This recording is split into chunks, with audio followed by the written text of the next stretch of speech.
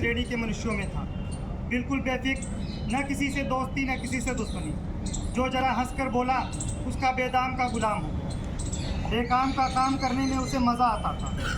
गांव में कोई बीमार पड़े और रोगी की सेवा के लिए हाजिर है। कहिए तो आधी रात हकीम के घर चला जाए, किसी जड़ी बूटी की तलाश में जंगलों की खाक छान आए।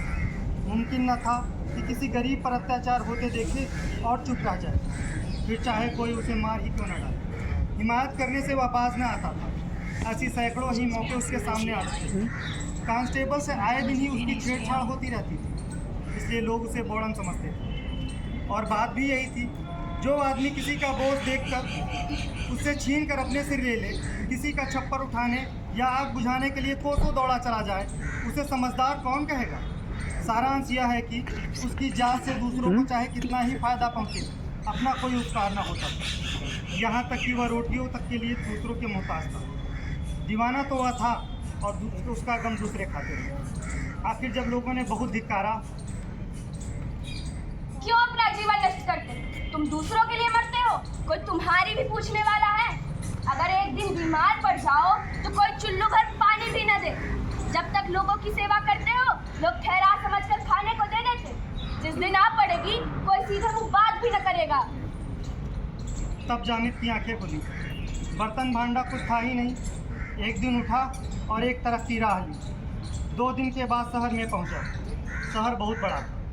यह देख वह सोचने लगा, अरे बाप रे बाप, इतने बड़े बड़े मस्जिद, इतने शानदार शानदार मंदिर और एक हमारा गांव जहां मुसलमान चबूतरे को साफ किया और नमाज पढ़ लिया।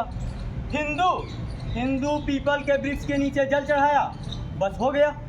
लेकिन ये लोग कितने ईमान के पक्के, कितने सत्यवादी हैं। इनमें कितनी दया, कितना विवेक, कितनी सहानुभूति होगी, तभी तो खुदा ने इन्हें इतना माना है। तो अल्लाह। घूमते घूमते सांझ हो गई। वह थक कर मंदिर के चबूतरे पर जा बैठा। मंदिर बहुत बड़ा था। ऊपर सुनहरा कलश चमक रहा था।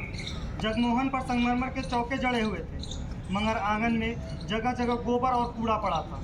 जामिद को गंदगी से चिढ़ थी। देवालय की यह दशा देखकर उससे रहा न गया।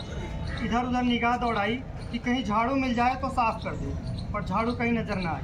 विवश होकर उसने दामन से चबूतरे को साफ करना शुरू कर दिया। जरा देर में भक्तों का जमाव होने लगा। उन्होंने जामिद को चबूतरा साफ करते देखा तो आपस में बातें करने लगे। है तो मुसलमान, मेहतर होगा। अरे नहीं, मेहतर होता तो अपने दामन से सफाई थोड़ी ना करता। कोई पागल मालूम होता है। कहीं उधर का भेदिया न हो। नहीं, चेहरे से तो बड़ा गरीब मालूम पड़ता है। हसन निजामी का कोई मुरीद होगा। अजी गोबर के लालच में सफाई कर रहा है, कोई भटियारा होगा। चलो उसी से पूछ लेते हैं कौन है। गोबर मत ले जाना बे, कहाँ रहता है तू? परदेसी मुसाफिर हो साहब, मुझे गोबर लेकर क्या करना है? ठाकुर जी का मंदिर देखा तो आकर बैठ गया। आंगन में कूड़ा पड़ा हुआ था, सोचा धर्मात्मा लोग आते होंगे तो बैठकर सफाई करने लगा। तुम तो मुसलमान हो ना? ठाकुर जी तो सबके ठाकुर जी हैं, क्या हिंदू क्या मुसलमान। तुम ठाकुर जी को मानते हो? ठाकुर जी को